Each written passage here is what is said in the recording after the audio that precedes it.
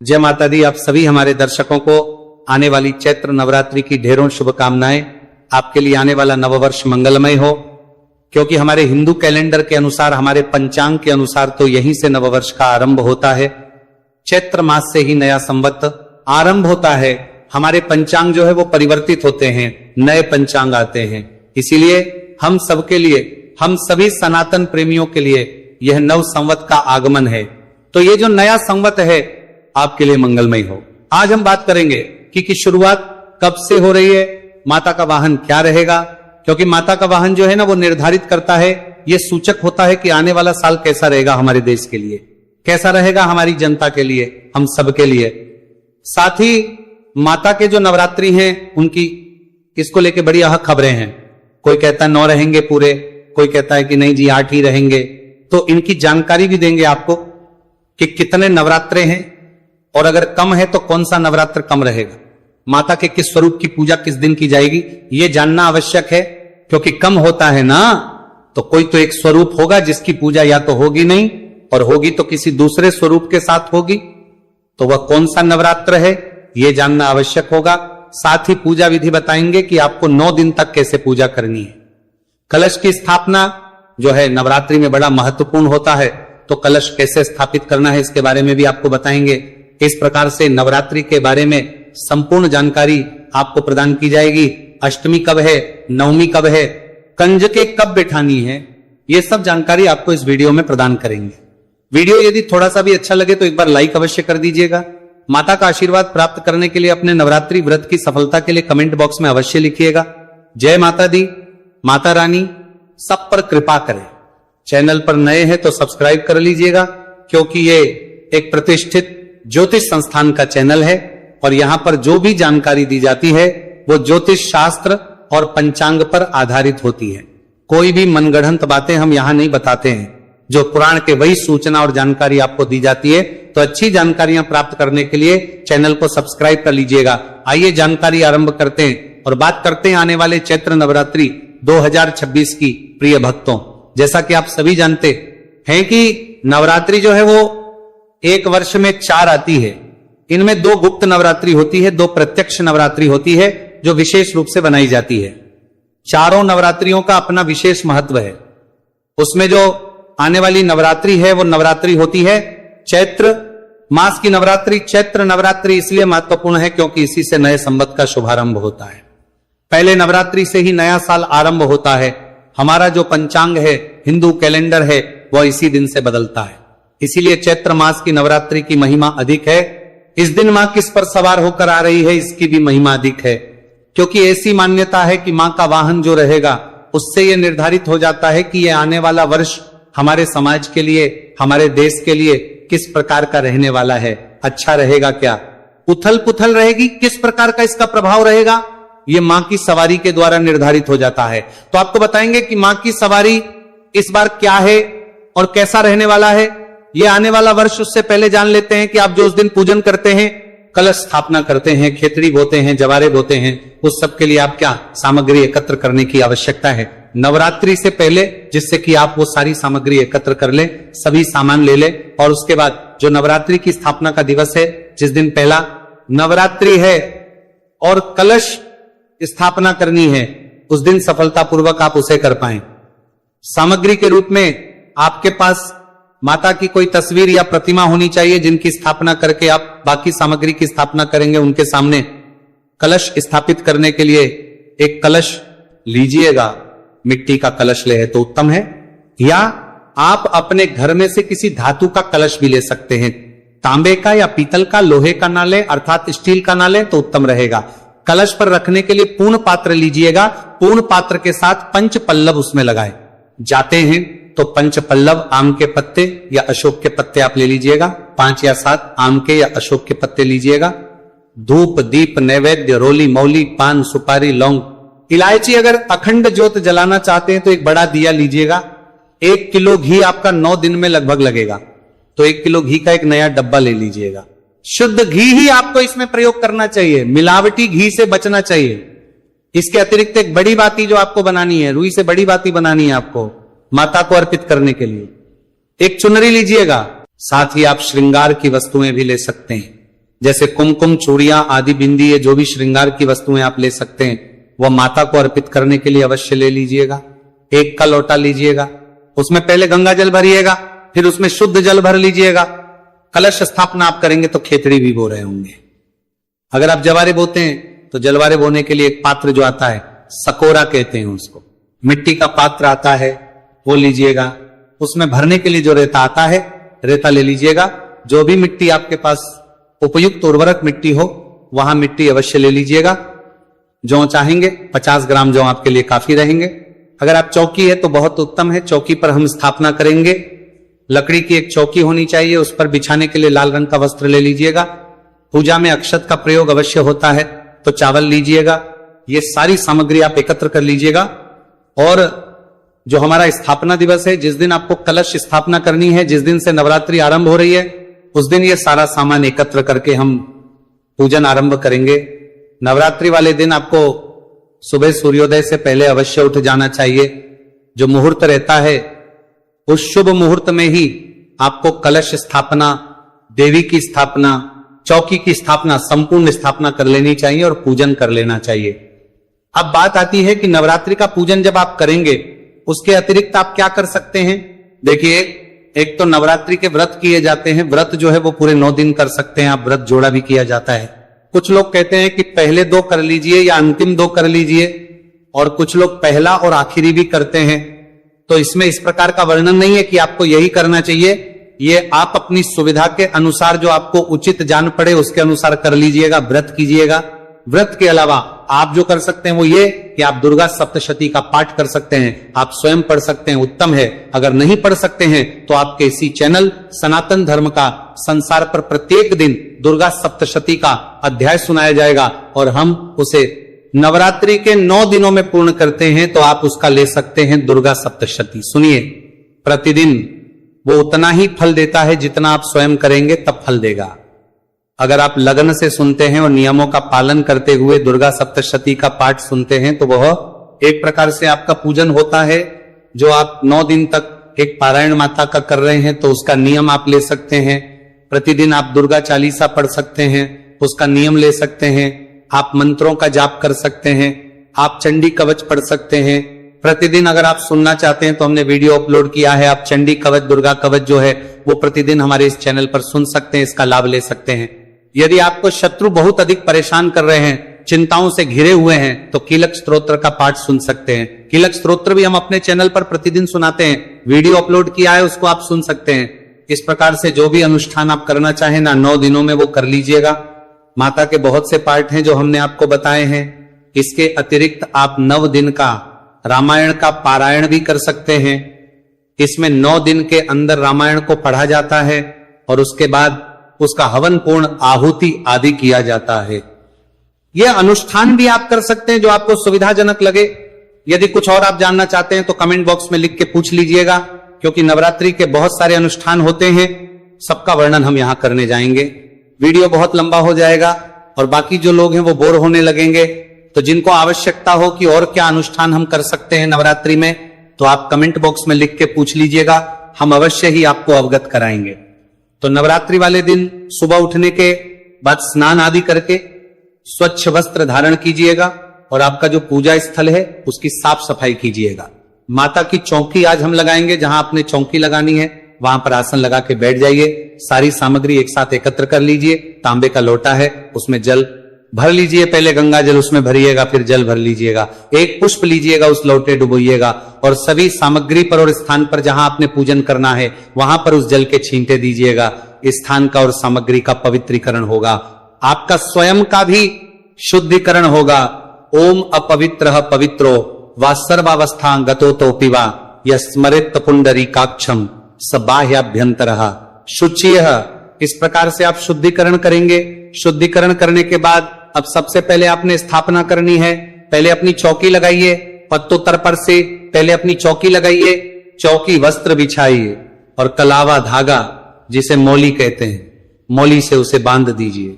उस पर सबसे पहले माता की स्थापना करेंगे, या माता की तस्वीर आपने पहले से रखी है तो उत्तम है। जहां भी आप माता की स्थापना करेंगे उस स्थान पर पहले थोड़े से अक्षत रखिएगा, इस भाव से कि हे माता रानी हम यहां आपको आसन प्रदान कर रहे हैं, आप यहां पर विराजमान हो और हमारी पूजा को स्वीकार करें इस भाव के साथ। वहां अक्षत रखिएगा या पुष्प रखिएगा और उसके ऊपर तस्वीर को या प्रतिमा जो आपके पास है उसको स्थापित कीजिएगा। अब आप कलश रखना है। कलश रखने के लिए कलश के नीचे कुछ जगहों पर शतनजा रखा जाता है, गेहूं भी रखा जाता है, बाजरा भी रख सकते हैं, अन्यथा आप चावल भी रख सकते हैं। तो कम से कम थोड़े से चावल तो अवश्य रखिएगा, अधिक रख सकते हैं वो आपकी कामना के ऊपर है। चावल रखिएगा, चावल के ऊपर कलश को रखिएगा। ये जो कलश होता है ना, इसमें कुछ सामग्री डाली जाती है। पहले तो जल भरिएगा, इसमें कुछ सामग्री डाली जाती है जो 9 दिन तक उसमें रहेगी और उसके बाद वो सामग्री आपकी तिजोरी में जाती है जो बहुत उपयोगी होती है। उसका विधान हम आपको बताएंगे कि आपको विसर्जन कैसे करना है, कब करना है। विसर्जन की जो महिमा है वो बहुत अधिक है। सही प्रकार से यदि आपको विसर्जन करते हैं तो वह उत्तम फलदायी होता है। उसकी विधि का वीडियो हम आपको नवरात्रि समाप्ति से पहले ही अपलोड कर देंगे, उसमें देख लीजिएगा। तो कलश में आपने क्या डालना है, तो कलश में आपने डालना है, एक तो सिक्का डालना है, अगर चांदी का है तो उत्तम है, चांदी का नहीं है तो कोई बात नहीं, 1 रुपए का सिक्का डाल दीजिएगा, 1 हल्दी गांठ डालिएगा, 5 आप कमल गट्टे डाल दीजिएगा और थोड़े से अक्षत उसमें डाल दीजिएगा। ये सामग्री आपने कलश के अंदर डालनी है। कलश के ऊपर आपने पंचपल्व लगाने हैं। पंचपल्व कहते हैं आम के पत्ते या अशोक के पत्ते, उनको लगाइए। पूर्ण पात्र अर्थात जो उसका ढक्कन होता है ना, वो ढक्कन लगा दीजिए। अब उसके ऊपर आपने नारियल रखना है, श्रीफल जिसे कहते हैं। नारियल जो है ये पानी वाला हो तो उत्तम रहेगा, नारियल रखिए। नारियल के ऊपर अगर संभव है तो लाल रंग का कपड़ा लपेटिएगा, अगर लाल रंग का कपड़ा नहीं है तो कोई बात नहीं, आप नारियल पर मौली बांध दीजिएगा और नारियल को कलश पर इस प्रकार से रखिएगा जिससे कि जो उसका मुख है वो आपकी तरफ हो। आप पूर्व दिशा की ओर मुख करके बैठेंगे और जो आपने नारियल रखा है उसका मुख आपकी तरफ होना चाहिए। इस प्रकार से आपने कलश को स्थापित कर दिया है। चौकी पर नारियल को भी से स्थापित कर दिया है। कलश की स्थापना करने के बाद अब आपको अखंड ज्योत को स्थापित करना चाहिए। अखंड ज्योत जो हमारे अग्निदेव होते हैं, तो आप उनकी 9 दिन की ज्योत जला रहे हैं माता की। इसके लिए ज्योत को भी पहले आसन दिया जाता है।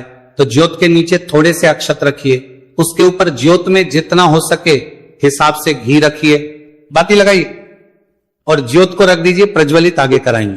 ज्योत की स्थापना करने के बाद अब आपको खेतड़ी बोनी है, जिसको हम ज्वारे बोना भी कहते हैं। बोने के लिए जो आपका पात्र है ना, सकोरा, जिसमें आप ज्वारे बोते हैं, मिट्टी का पात्र होता है, उस पात्र को लीजिएगा, चौकी पर ही जहां उसके लिए स्थान है वहां पर उसको रखिएगा।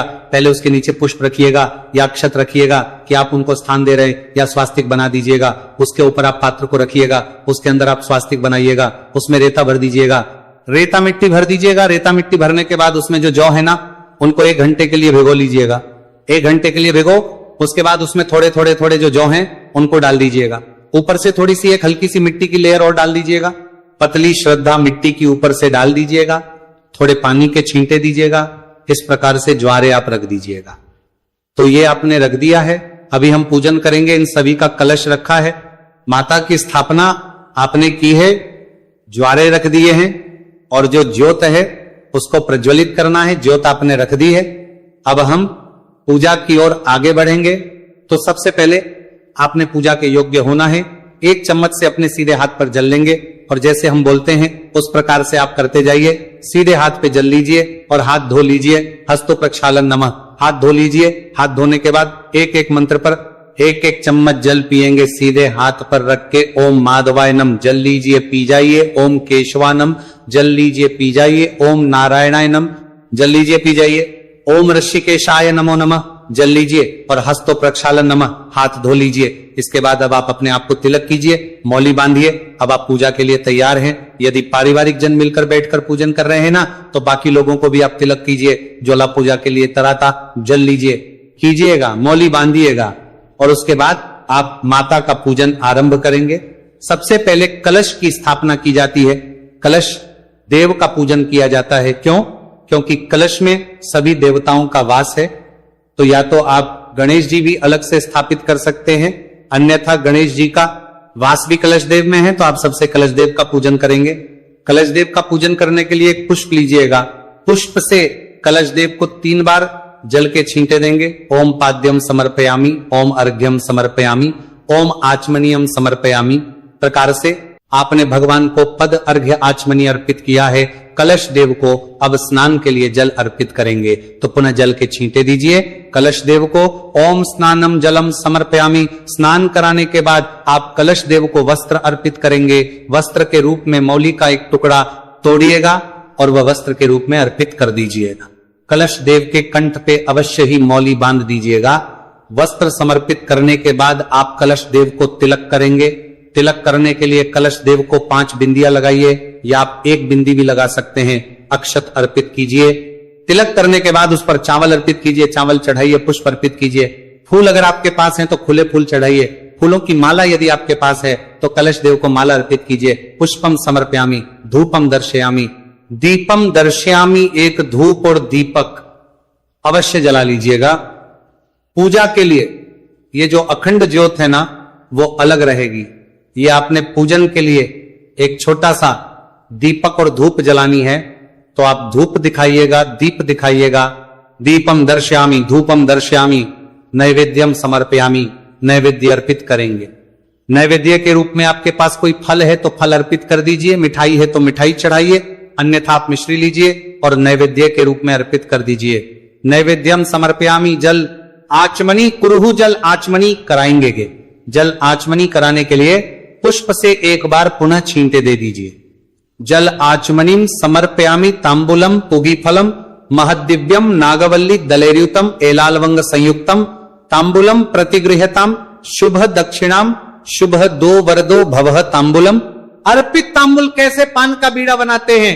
एक पान का पत्ता लीजिए, उसकी डंडी तोड़ दीजिए, उसमें 2 लौंग, 2 इलायची, 1 सुपारी रखिए और वह कलश देव को अर्पित कीजिए। जो भी दक्षिणा आप अर्पित करना चाहते हैं ना वो दक्षिणा अर्पित कीजिए। दक्षिणा अर्पित करके नमस्कार कीजिए। सभी देवताओं को स्मरण कीजिए, गणेश जी महाराज को स्मरण कीजिए और सभी से निवेदन कीजिए कि हे सभी देवताओं, हमने आपका ये कलश देव में पूजन किया है, इस पूजन को आप स्वीकार करें। कलश देव का पूजन करने के बाद अब आप जो अखंड ज्योत है उसको प्रज्वलित करेंगे। अखंड ज्योत को प्रज्वलित कीजिए। पहले अखंड ज्योत को तिलक लगाइएगा, तिलक लगाइएगा वस्त्र के रूप में, मौली अर्पित कीजिएगा। नैवेद्य के रूप में आप मिश्री अर्पित कीजिएगा या फल चढ़ाइएगा और तदोपरांत आप प्रज्वलित कीजिएगा। अखंड ज्योत को हाथ जोड़ के माता का स्मरण कीजिएगा कि हे माता रानी, आपके ये 9 दिन की हमने अखंड ज्योत प्रज्वलित की है, आप इसे स्वीकार करें। ये पूजन हम आपका निमित्त कर रहे हैं तो आप 9 दिन तक यहां पर विराजमान हो और अपना आशीर्वाद प्रदान करें जब तक कि हम विसर्जन नहीं करते। तो इस प्रकार से माता से निवेदन कीजिएगा। अखंड ज्योत जलाने के बाद ज्वारे हमने आपके पहले ही बता दिए हैं कैसे बोए जाते हैं, ज्वारे आपने बो लिए हैं। अब आता है कि आपने माता का पूजन कैसे करना है। माता पूजन आरंभ करेंगे। सबसे पहले माता की आपके पास अगर कोई तस्वीर है तो पात्र रख दीजिए। माता की तस्वीर के आगे कोई कटोरी आदि कोई पात्र रखिए जिसमें कि आप पूजा की सामग्री अर्पित करें तो वो फैले नहीं। एक चम्मच ले लीजिएगा और चम्मच से उस पात्र में जल छोड़ते जाइएगा। माता की प्रतिमा है तो प्रतिमा पर जल छोड़ते जाइएगा। ओम पद्यम समर्पयामि, जल लीजिए, अर्पित कीजिए। अर्घ्य के रूप में ओम अर्घ्य समर्पयामि, जल लीजिए, अर्पित कीजिए। जल आचमनी के रूप में ओम जलम आचमनी समर्पयामि, जल लीजिए, अर्पित कीजिए। स्नान के लिए जल लीजिए, ओम स्नानम जलम समर्पयामि और वह अर्पित कर दीजिए। माता को पंचामृत से स्नान कराइए, पंचामृत बनाइए। घी, दूध, दही, शहद, शक्कर 5 चीजें मिलाइए, बनाइए। माता को पंचामृत कैसे अर्पित करेंगे? पुष्प पर लगा लीजिए और वो पंचामृत पुष्प माता के सामने रखे पात्र में चढ़ा दीजिए। शुद्ध योदक स्नान अर्थात शुद्ध जल से स्नान कराएंगे। पुनः शुद्ध जल लीजिए, 1 चम्मच जल लीजिए और सामने रखे पात्र में छोड़ दीजिए। शुद्ध योदक स्नान कराने के बाद इत्र अर्पित करेंगे माता को। आप तो इत्र को किसी रुई पर लगाइए या पुष्प पर लगाइए और वह माता को अर्पित इत्र अर्पित करने के बाद वस्त्र अर्पित करेंगे। माता को अगर आपके पास कोई चुनरी है, आप माता के नाम की चुनरी लाए हैं तो वो चुनरी माता को चढ़ा दीजिए, चुनरी चढ़ाइए। अन्यथा आप मौली का एक टुकड़ा लीजिए और वो मौली का टुकड़ा वस्त्र के रूप में माता को अर्पित कर दीजिए। आप माता को तिलक कीजिएगा, कुमकुम रोली से तिलक कीजिएगा। माता को तिलक करके अक्षत अर्पित कीजिएगा। पुष्पम समर्पयामि, पुष्प अर्पित कीजिएगा। फूलों की माला होगी, माला पहनाइए माता को, प्रेम से फूलों की माला पहनाइए। पुष्पम समर्पयामि, धूपम दर्शयामि, दीपम दर्शयामी, धूप दिखाइए और दीप दिखाइए माता को। धूप दीप दिखाने के बाद नैवेद्यम समर्पयामी, नैवेद्य अर्पित कीजिए। नैवेद्य के रूप में क्या अर्पित करेंगे? आपके पास कोई फल है तो चढ़ाइए माता को, फल नहीं है, ड्राई फ्रूट्स में कुछ है तो वो चढ़ा दीजिए, ड्राई फ्रूट्स भी नहीं है तो मिश्री लीजिएगा और वो मिश्री लेके माता को अर्पित कर दीजिएगा। कराएंगे, कराने के लिए 1 चम्मच जल लीजिए और माता को अर्पित कर दीजिए। तांबुल अर्पित करेंगे। तांबुल क्या? 1 पान का पत्ता लीजिए, उसकी डंडी तोड़ दीजिए, उसमें 2 लौंग 2 इलायची और 1 सुपारी रखिए और उसका बीड़ा बनाइए, माता को अर्पित कीजिए। तांबूलम पुगी फलम महोदिव्यम नागवल्ली दलैर्युतम इलाल वंग संयुक्तम तांबूलम प्रतिगृहताम शुभ दक्षिणाम शुभ दक्षिणाम। शुभ दो वरदो भव। माता को जो भी आपने दक्षिणा अर्पित करनी है वह दक्षिणा अर्पित कीजिए और माता को हाथ जोड़कर प्रणाम कीजिए कि हे मातेश्वरी, हम आपका आवाहन करते हैं, आप हमारे यहाँ हमारे घर में 9 दिन तक विराजमान हो और हमें आशीर्वाद प्रदान करें तथा हमारी इस 9 दिन की पूजा को आप स्वीकार करें। इस प्रकार से माता से निवेदन करेंगे, माता वहां विराजमान होंगी, आपके घर आएंगी और आपकी पूजा को अवश्य ही स्वीकार करेंगी। इस प्रकार से आपने पूजन करना है। अब आते ही एक महत्वपूर्ण प्रक्रिया वो होती है संकल्प की। जो संकल्प है ना वो आपको अवश्य करना चाहिए और संकल्प जो है वो पूजा आरंभ करने से पहले किया जाता है। संकल्प में ये बोला जाता है कि आप 9 दिन तक क्या करना चाहते हैं उसका आपको संकल्प लेना होता है। अपने हाथ में जल लीजिएगा, 1 रुपए का सिक्का रखिएगा और 3 बार बोलिएगा ओम श्री विष्णु, ओम श्री विष्णु, ओम श्री विष्णु। अपना नाम, अपना गोत्र, जिस स्थान पर बैठकर संकल्प कर रहे हैं वहां का मकान नंबर, क्षेत्र का नाम, शहर का नाम, चैत्र माह से शुक्ल तिथि, माता नवदुर्गा नवरात्रि व्रत, श्री विष्णु और वह संकल्प भगवान के चरणों में अर्पित कर दीजिएगा। इस प्रकार से आपने संकल्प करना है। कामनाओं को बोलते हुए जो भी आप पूजा पाठ करना चाहते हैं वो इसमें वर्णित कीजिएगा कि आप क्या 9 दिन तक करेंगे। संकल्प करने के बाद आप इस विधि से पूरा क्रियाकलाप कीजिएगा। कलश स्थापना से लेकर पूरी पूजा विधि है। ये पूजा विधि आपकी प्रतिदिन 9 दिन तक चलेगी। 9 दिन के भोग आदि जो है वो अलग अलग रहेंगे, वो हम प्रतिदिन आपको बताते रहेंगे 1 दिन पहले ही कि कल की जो नवदुर्गा का जो रूप है उसका क्या भोग है, क्या रंग है, उसकी जानकारी आप लेते रहिएगा। बात करते हैं कि नवरात्रि की शुरुआत कब से हो रही है, प्रथम नवरात्रि कब है और कलश के लिए शुभ समय क्या रहेगा। इस साल चैत्र नवरात्रि की शुरुआत हो रही है 19 मार्च 2026 से, गुरुवार का दिन रहेगा और 27 मार्च को यह समाप्त हो रहा है। इस प्रकार से जो नवरात्रि है वो इस बार पूरे 9 दिन तक मनाई जाएगी। इन 9 दिनों में मां शेरावाली की विशेष रूप से पूजा आराधना की जाएगी। कलश स्थापना आप कब करेंगे? कलश स्थापना आपने करनी है 19